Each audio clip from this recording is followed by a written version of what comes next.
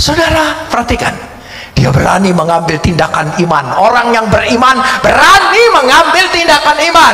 Dia buka jubahnya. Aku tidak andalkan ini lagi. Tuhanku memanggil aku.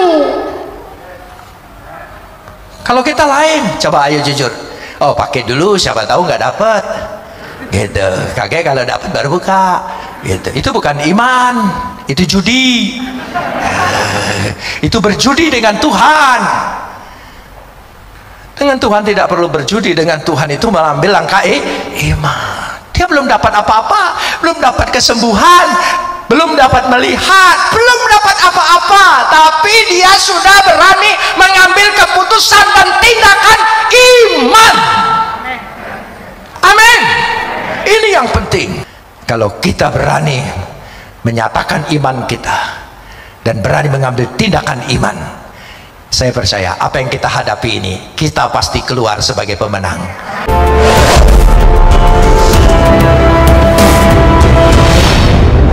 Besem haab wehaben weruah kodes Elohe Ehad. Dalam nama Bapa, Putra dan Roh Kudus, Tuhan yang Esa.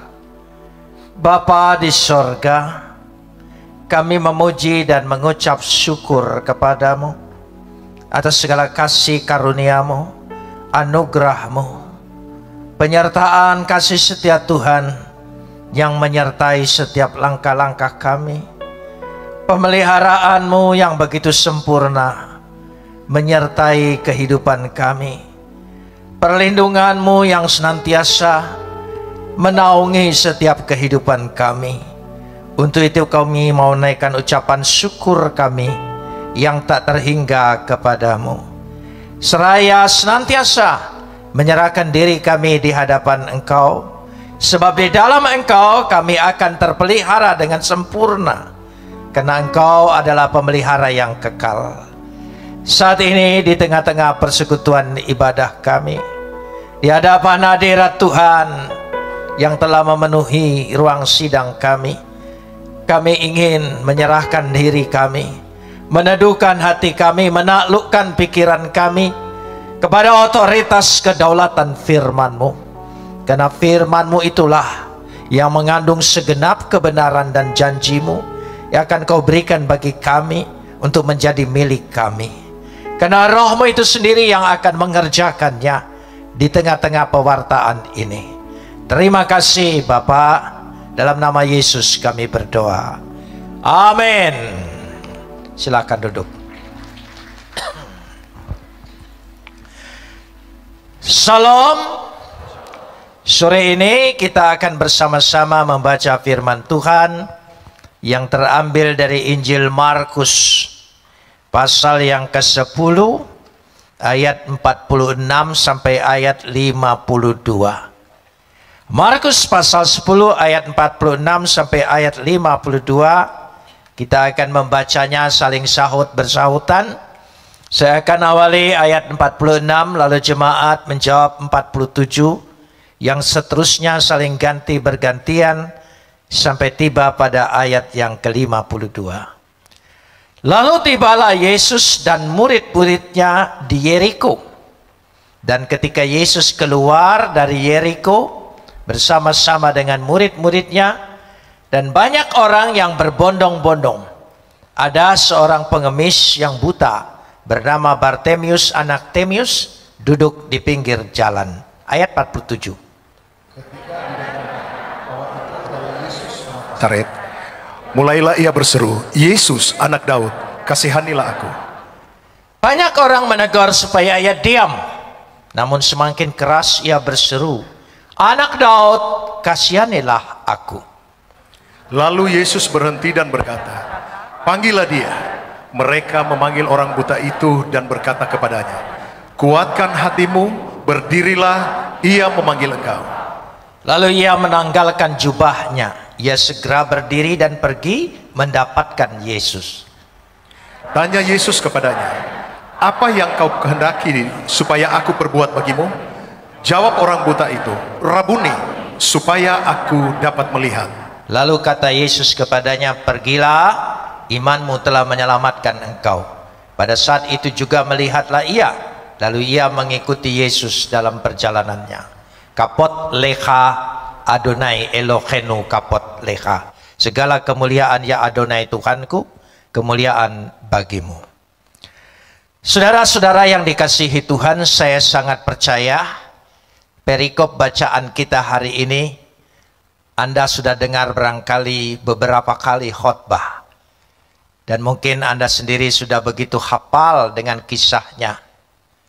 Saya sendiri secara pribadi sudah lebih dari 10 kali menyampaikan khotbah ini. Tetapi hari ini saya ingin mengajak saudara, ada sisi lain. Bukan yang ditonjolkan adalah mujizat kesembuhan Bartemius dari buta melihat. Tapi saya ingin melihat bahwa Bartemius berada di jalan yang tepat. Tepat waktu, tepat pula pilihannya dan sikap imannya. Di situ letaknya. Dikatakan pada ayat ini 46, ketika tibalah Yesus dan murid-muridnya di Yeriko, dan ketika Yesus keluar dari Yeriko. Kisah yang sama dikisahkan oleh Lukas. Saudara bisa baca nanti di rumah, bahwa yaitu ketika mereka memasuki kota Yeriko. Lukas mengatakan ketika dia memasuki kota Yeriko. Sedangkan ayat 46, Markus berkata ketika Yesus keluar dari Yeriko. Saudara, mungkin kalau orang membaca ini tidak tahu keadaan sebenarnya pada zaman Yesus. Mereka berpikir ini laporan bersilang satu dengan yang lain. Mana yang benar? Ada yang mengatakan keluar, ada yang mengatakan masuk. Saudara, pada zaman Yesus kota Yeriko ada dua. Yeriko lama dan Yeriko baru. Kota Yeriko baru dibangun oleh pemerintahan Romawi untuk bisa mengawasi kota Yerusalem ini lebih dekat, yaitu hanya beda 1,5 kilo. Sementara itu Yeriko lama ada jauh, diperkirakan hampir 1,5 kilo lagi. Karena itu ini Yeriko lama. Jadi Markus bercerita ketika mereka keluar dari Yeriko adalah yang dimaksudkan Yeriko lama. Lukas berkata akan memasuki Yeriko baru. Karena Lukas orang Yunani dan sangat dekat dengan pemikiran Romawi, sehingga lebih banyak bercerita dari sudut pandang kisah Romawi. Sementara Markus adalah sungguh-sungguh adalah orang yang sangat Yahudi.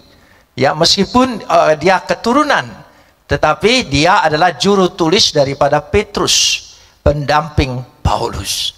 Jadi bisa dilihat cara laporannya.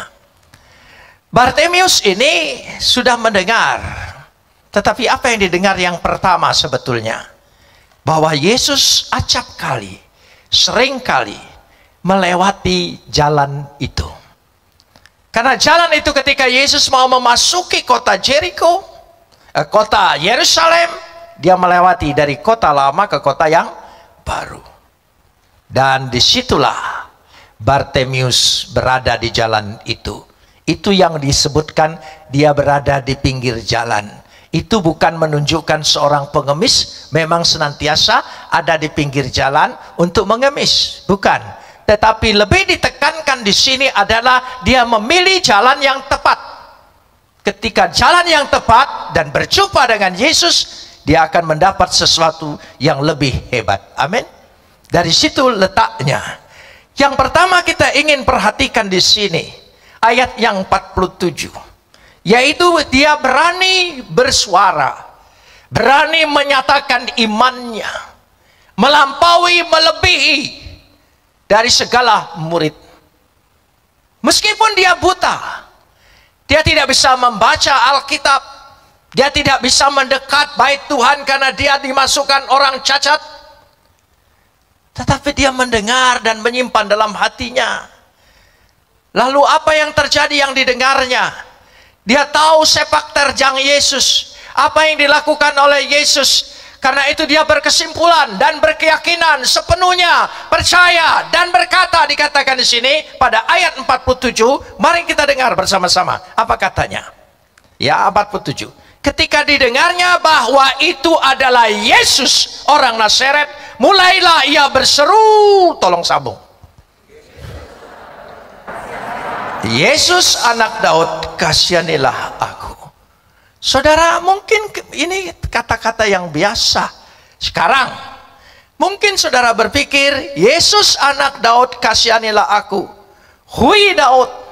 Yesus disebut anak Daud, itu artinya dia percaya Yesus itu adalah Mesias. Karena Mesias adalah lambangnya, gelarnya adalah anak Daud. Murid-murid belum pernah berkata Yesus anak Daud pada waktu itu.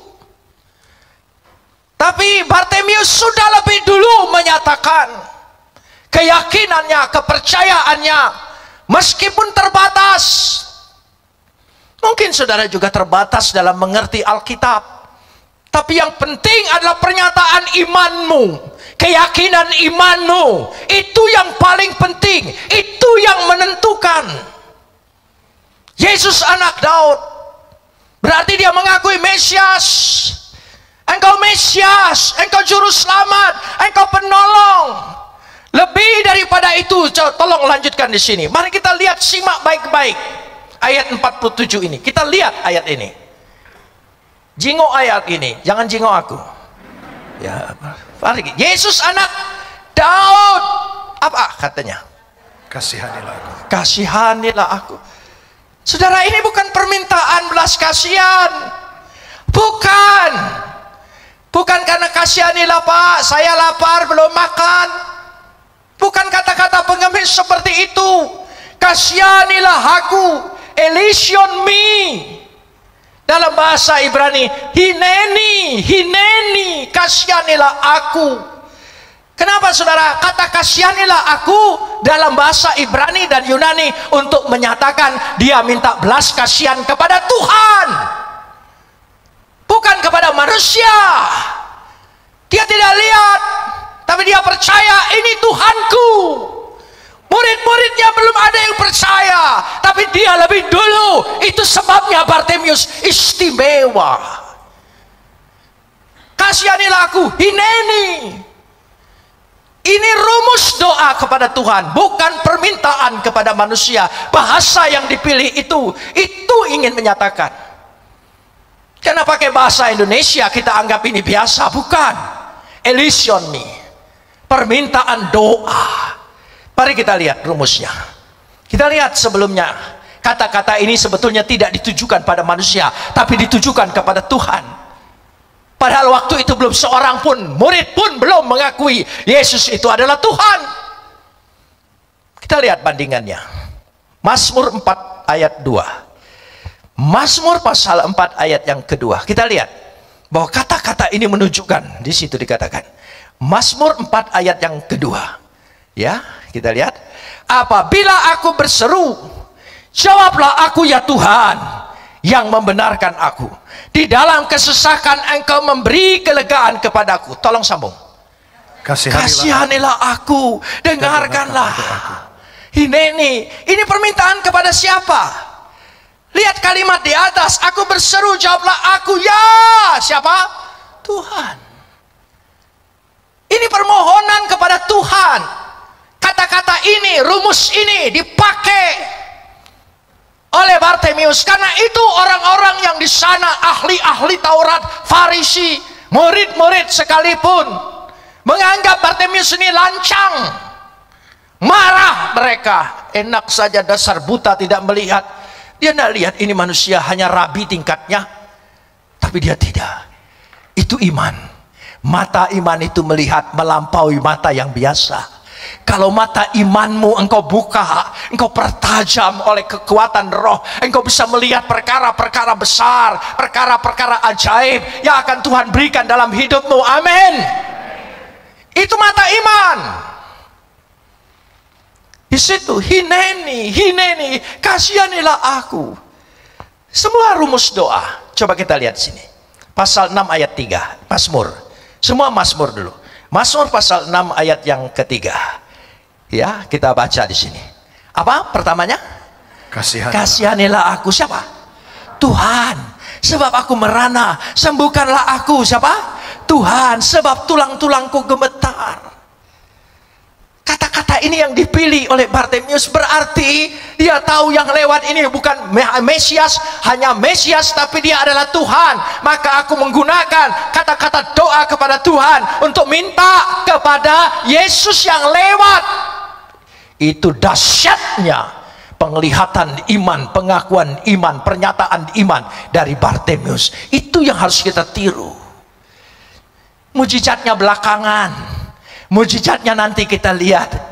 Tidak terlalu dipentingkan, tetapi dia beroleh lebih daripada itu. Amin, saudara. Dia beroleh lebih daripada itu. Masih saya ingin mengajak saudara, Mazmur 9 ayat 14, supaya saudara makin tahu rumus yang dipakai ini adalah doa kepada Tuhan. Ya, 9 ayat yang ke-14. Coba tersambung. Kasihanilah aku, siapa? Ya Tuhan. Hineni, elision me. Karena itu sampai hari ini kata-kata ini dalam segala doa dipakai oleh gereja yang lama, ortodok, katolik, bahkan protestan yang terakhir. Setiap doa selalu diakhiri dengan kata apa? Kasihanilah kami. Itu adalah pernyataan pengakuan bahwa ya kita minta itu kepada Tuhan. Belum ada yang mengakui. Yesus belum bangkit. Yesus belum menunjukkan dia perkasa, hebat, dia kekal. Belum. Orang-orang hanya mengagumi dia rabi. Tapi Bartimius melihat luar biasa. Dia memberikan pengakuan. Saya ketika membaca ini dahsyat. Tuhan, berikan aku iman seperti Bartimius, supaya aku bisa melihat perkara-perkara yang dahsyat. Bukan mengikuti ikrar dan pernyataan manusia, tapi melihat pernyataan Tuhan yang Tuhan buka hatiku untuk lebih dulu percaya. Amin. Amin. Disitulah. Karena itu kalimat ini saya masih ingin membaca lagi. Mazmur 25 ayat yang ke-16.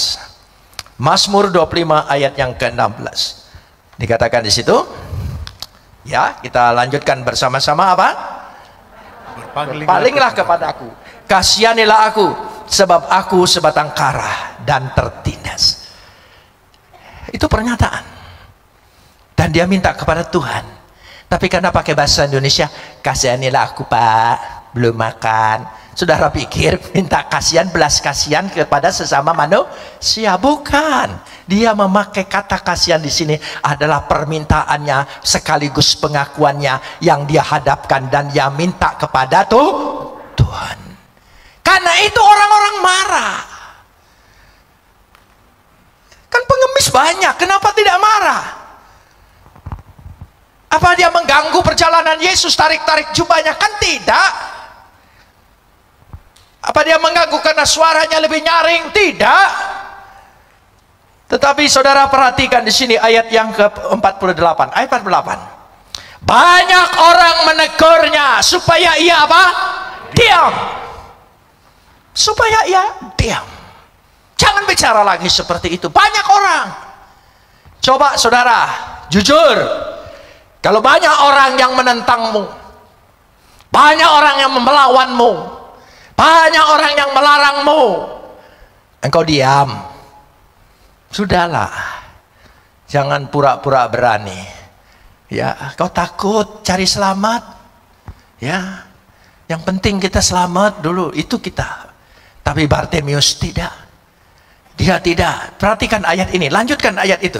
Semakin orang menegur dia untuk diam, namun tolong sambung, semakin keras ia berseru. Semakin keras ia berseru. Kata semakin keras ia berseru adalah bentuk imperfect, menegaskan, berulang-ulang dia ucapkan. Apa ucapannya? Tolong sambung.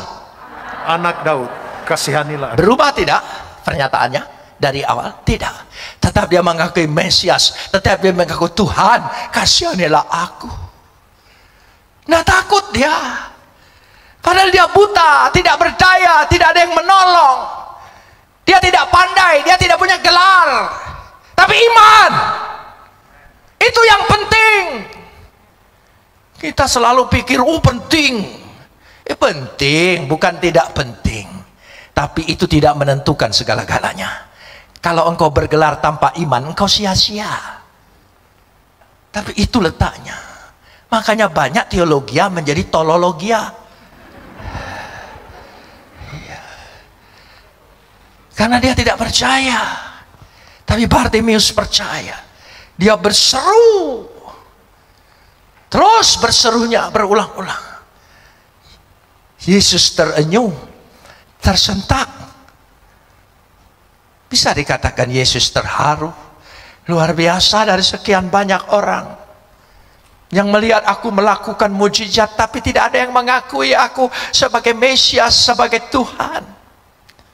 Tapi ini orang buta. Dia mau mengakui seperti itu. Ini harus kita patut tiru, ini harus kita pelajari, ini kita harus teladani seperti Bartimeus. Amin. Iman. Imanmu itu.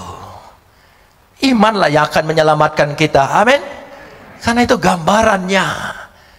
Kalau engkau beriman meskipun setetes firman Tuhan, engkau imani, dahsyat kejadiannya. Meskipun firman Tuhan sebanyak air di lautan, kalau tanpa iman akan menenggelamkan engkau. Sia-sia. Itulah karena iman. Kita lanjutkan ayat ini. Kita coba lihat bersama-sama. Lalu apa? Yesus berhenti. Kita pikir, loh itu ada suara. Ada apa? Bukan. Dia berhenti. Dia bisa menghentikan perjalanan ini. Karena Yesus tertarik. Ponesate, panggil dia. Ponesate, sate, bukan sate. Gitu, bukan panggil tukang sate, bukan, saudara. Gitu, ponesat, mestinya dibacanya gaya Batak. Ponesate, sate, sate, gitu. Ponesate. Makanya orang Batak itu kalau belajar bahasa Yunani lebih bagus. Gitu ya, gitu. Jadi dia selalu begitu, seru gitu, saudara ya. Bukan seru tapi seru. Nah itu E-nya seperti itu. Itu bagus seperti itu. Panggil dia. Ketika Yesus menyuruh memanggilnya, apa yang terjadi? Tidak mungkin sia-sia. Ada sesuatu peristiwa, ada sesuatu mujizat, ada suatu keajaiban yang bakal terjadi. Setiap Yesus bertindak memanggil engkau, pasti dalam hidupmu ada sesuatu yang luar biasa akan terjadi di dalam hidupmu. Amin. Beri kemuliaan bagi dia. Dia bukan panggilan sia-sia. Dia panggilan sesuatu. Sore hari ini suaranya lembut memanggil engkau. Tapi dahsyat yang dijanjikan oleh dia. Amin, saudara. Suaranya lembut di hatimu. Dia panggil setiap orang. Kalau bukan Tuhan memanggil engkau tidak duduk di sini, percayalah, kau mungkin duduk di tempat lain. Tapi ini panggilan Tuhan. Kenapa engkau bisa melangkah ke sini sampai di sini? Itu karena kehendak Tuhan, percayalah. Meskipun itu kehendakmu tergerak olehmu, tapi kalau itu tidak digerakkan dan diizinkan oleh Tuhan, tidak mungkin terjadi. Panggilan Tuhan. Apalagi di tengah-tengah badai COVID-19 ini. Ini langkah iman. Saudara berani datang ke sini beribadah bersama, meskipun susah payah pakai protokol kesehatan. Ya. Tapi kalau sekarang ke gereja tidak berani karena masih takut dengan COVID-19, tapi ke mall berani. Itu tidak pakai iman, itu pakai nafsu. Ya, karena sudah lama takut jadi orang kampung. Oh, orang Palembang paling takut kalau ketinggalan zaman. Oh, ya dasar besak kelakar. Iya. Pokoknya dari utara sampai selatan yang namanya pulaunya Sumatera, kalau ngomong besak galau. Kita lanjutkan, saudara. Kita lanjutkan sekarang ini. Panggil dia. Waktu dipanggil dia, mereka memanggil orang buta itu dan berkata, apa? Kuatkan hatimu, berdirilah, ia memanggil engkau. Ini bukan berarti menyesapot. Kuatkan hatimu. Kuatkan hatimu, rasain kamu. Sembarangan ngomong dengan rabi, itu menghujat Tuhan. Manusia engkau sebut itu Tuhan, itu menghujat. Kuatkan hatimu, mungkin akan ada kutukan kepada engkau. Tapi Bartimius tidak gentar. Tidak gentar. Luar biasa saudara, tidak ada kegentaran. Dia betul-betul, mari kita lihat. Mari kita lihat. Lalu apa? Dia menanggalkan jubahnya. Kenapa dia dipanggil lalu tanggalkan jubah? Mau ngajak berkelahi? Ya, dulu kan begitu lagi kecil. Ya, kalau diajak begoco, buka dulu bajunya. Gitu ya. Iya kan? Titipkan dulu baju dengan teman. Dulu lebih sportif. Siko lawan siko, ndak keroyokan, ndak tawuran, nggak. Itu buian itu. Betul, dia buka jubahnya. Himation, jubah. Dia pakai jubah. Jubah apa? Rupanya menurut adat istiadat Yahudi dan aturan Yahudi, para pengemis yang berada dalam perayaan-perayaan Yahudi untuk mengemis belas kasihan para penjara yang datang ke Yerusalem untuk minta mengemis, dia diberi izin. Jadi dulu pengemis itu ditertibkan lebih dulu karena ada Satpol PP-nya, saudara. Tidak boleh minta sembarangan. Jadi dikasih jubah, dia pengemis resmi. Jubah ini andalannya, andalan untuk dia dapat belas kasihan kehidupan dia, nafkah dia. Itu resmi, dulu sudah ditertibkan semuanya. Kalau saudara melihat aturan-aturan dari agama Yahudi di kitab Tauratnya, bukan hanya 5 Taurat di sini, masih ada 344.000 hukum lagi dalam kitab-kitab Mishnah. Ada aturannya. Dia buka jubahnya, saudara perhatikan. Dia berani mengambil tindakan iman. Orang yang beriman berani mengambil tindakan iman. Dia buka jubahnya. Aku tidak andalkan ini lagi. Tuhanku memanggil aku. Kalau kita lain, coba ayo jujur. Oh, pakai dulu, siapa tahu nggak dapat. Gitu. Kakek kalau dapat baru buka. Gitu. Itu bukan iman. Itu judi. Itu berjudi dengan Tuhan. Dengan Tuhan tidak perlu berjudi. Dengan Tuhan itu mengambil langkah iman. Dia belum dapat apa-apa, belum dapat kesembuhan, belum dapat melihat, belum dapat apa-apa, tapi dia sudah berani mengambil keputusan dan tindakan iman. Amin. Ini yang penting. Saya percaya kalau kita berani menyatakan iman kita dan berani mengambil tindakan iman, saya percaya apa yang kita hadapi ini, kita pasti keluar sebagai pemenang. Amin saudara, keluar sebagai pemenang. Banyak kesulitan dalam hidup ini, bukan hanya ancaman virus corona ini saja, tetapi juga resesi ekonomi, kesulitan usaha, kesulitan hubungan, semua serba sulit. Anak-anak sekolah juga menjadi sulit. Dulu ibu-ibu agak sedikit lega karena anak-anaknya bisa pergi ke sekolah, jadi ibu-ibu bisa nonton drama Korea. Sekarang nggak bisa, dia harus jadi guru. Gurunya lebih galak dari guru. Lebih baik gurunya yang galak, tapi ini ibunya galak.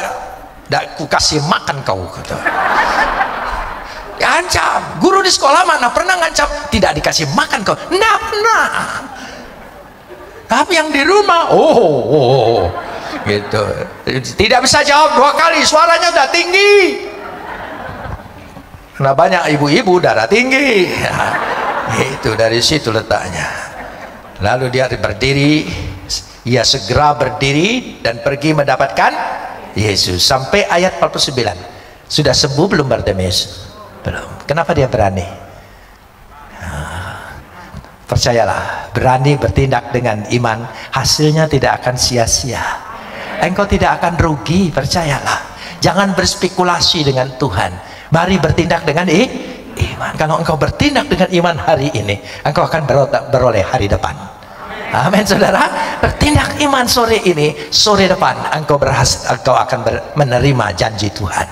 Iya, kita akan menerima itu. Kita lanjutkan ayat ini. Kita bersama-sama, mari kita melihat. Kita lanjutkan bagaimana firman Tuhan ini. Ayat yang ke-50. Ya, ayat yang masih ke-50 tadi.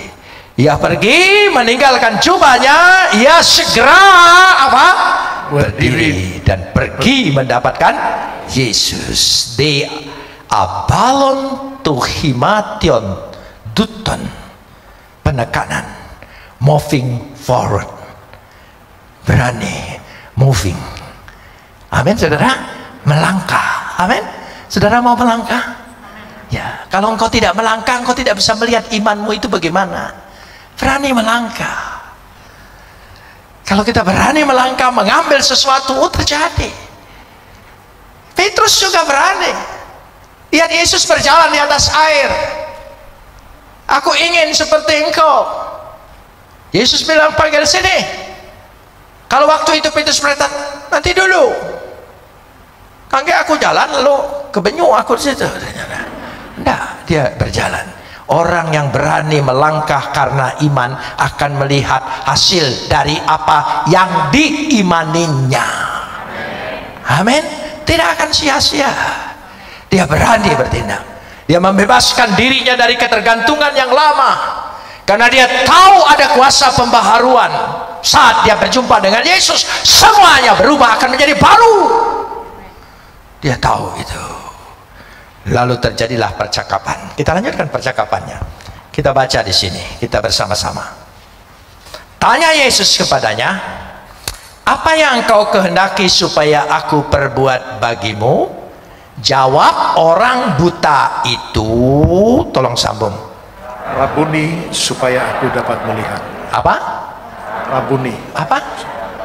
Nggak salah nih, apa? Rabuni. Rabuni. Supaya. Dia berani menyebut Yesus Rabuni. Rabuni. Dia Rabi. Tapi dia tahu Rabuni itu buat Mesias, buat Tuhan yang penyelamat, buat Tuhan yang sembuh. Murid-muridnya menyebut Yesus Rabuni setelah Yesus bangkit. Bartimius menyebut dia Rabuni sebelum lihat apa-apa. Itu iman. Rabuni. Dahsyat. Coba kita lihat bandingannya. Yohanes 20 ayat 16. Yohanes 20 ayat 16. Ya, ayat 16. Kata Yesus kepadanya, Maria, Maria. Maria berpaling dan berkata kepadanya dalam bahasa Ibrani apa? Rabuni, artinya guru, tapi bukan sekedar guru. Rabuni adalah gelar untuk guru Mesia. Murid-muridnya, Maria sendiri baru mengaku dia Rabuni setelah dia bangkit. Tapi Bartimius sebelum apa-apa, itu iman. Saya percaya nanti satu saat di sorga saya ingin ketemu dia dulu itu, si Bartimius ini. Hebat kali iman kau ini ya. Hebat. Tidak sangko kau dari utara datang ke selatan. Oh, berani. Tapi keberanian untuk perut, keberanian iman. Orang-orang dari utara itu berani masuk pedalaman-pedalaman desa-desa di Jawa Barat yang notabene tidak senang dengan orang Kristen, tapi dia berani buka tambal ban, jual bensin gitu, rentenir. Nah, untuk hal-hal perut dia berani, tapi untuk iman dia takut. Heran. Kita tidak boleh begitu. Iman kita harus berani. Amin, saudara. Iman. Perut sementara. Perut ini serba salah. Makan banyak salah, nggak makan salah. Ya itu. Saya selama pandemi ini, ya, lebih banyak di rumah. Waduh, berat tambah 5 kilo. Celana hampir tidak ada yang masuk. Ya, cari-cari gitu. Tambah. Makan banyak, makan enak, Makan tidak enak salah, makan enak salah. Ya, sekarang ini mau dibatas-batasin. Apa yang dibatas-batasin? Kita perlu kekebalan tubuh. Namanya imun. Tapi sebetulnya yang penting iman. Iman dan imun. Ya, amin saudara? Iya, dari situ letaknya. Karenanya Yesus berkata, kita lanjutkan di sini. Apa yang kau kehendaki? Lalu kata Yesus kepadanya apa? Pergilah, imanmu telah menyelamatkan engkau. Loh, kan dia minta sembuh. Mestinya Yesus bilang, sini, aku tumpang tangan dulu. Mana mata kau yang butuh itu? Aku taruh dulu ke tanganku. Enggak kan? Disuruh pergi. Disuruh pergi. Tidak perlu dekat, tidak perlu disentuh. Kenapa? Imanmu. Tulis di situ. Pergilah apa? Imanmu telah menyelamatkan engkau. Hupage episti so sesoken sesoken menyelamatkan. Arti sesoken menyelamatkan, baik untuk hidup kekal mau untuk dunia, menyembuhkan, memberkati. Amin. Itu sesoken, kata-kata dipakai sesoken. Pergilah, imanmu menyelamatkan. Lengkap, paripurna, satu paket. Amin. Tidak suruh datang, tidak suruh mendekat. Pergilah. Kita lanjutkan. Pergilah, pergilah. Coba dari sini. Pergilah, imanmu telah menyelamatkan engkau. Tolong sambung. Pada saat itu juga melihatlah. Pada saat itu juga apa? Melihat. Jadi yang menyembuhkan itu apa? Tuhan, imannya. Tuhan yang menyembuhkan lewat apa? Iman. Imanmu menyembuhkan engkau. Imanmu memberkati engkau. Imanmu menyelamatkan engkau. Amin. Imanmu. Amin. Itu karunia kalau engkau mengimani. Karunia. Tidak sembarangan orang bisa percaya Yesus. Tidak sembarangan. Kalau bukan panggilan Tuhan, karunia Tuhan, Tuhan bukakan hatinya. Karena itu hargai kalau engkau masih percaya yang namanya Yesus. Meskipun terseok-seok, kadang naik, kadang turun, kadang semangat, kadang enggak, kadang berdoa, kadang tidak. Tuhan tidak melihat itu. Tuhan melihat iman yang aku karuniakan, itu yang menyelamatkan engkau. Amin saudara. Iya. Dari situ pergilah. Ketika sambung, coba ayatnya kita lihat bersama ya. Pada saat itu juga melihatlah ia, lalu ia mengikuti Yesus dalam perjalanannya. Dia mengikuti Yesus. Dia adalah murid istimewa dari Yesus. Murid-murid yang lain tidak mengerti, tetapi dia luar biasa, penuh pengertiannya. Karenanya di sini yang diutamakan kisah ini adalah iman. Saudara punya iman? Amin. Saudara mengimani? Ya, saudara akan beroleh daripada buah iman. Mari kita berdoa. Kita naikkan pujian. Yesus padamu ku berseru.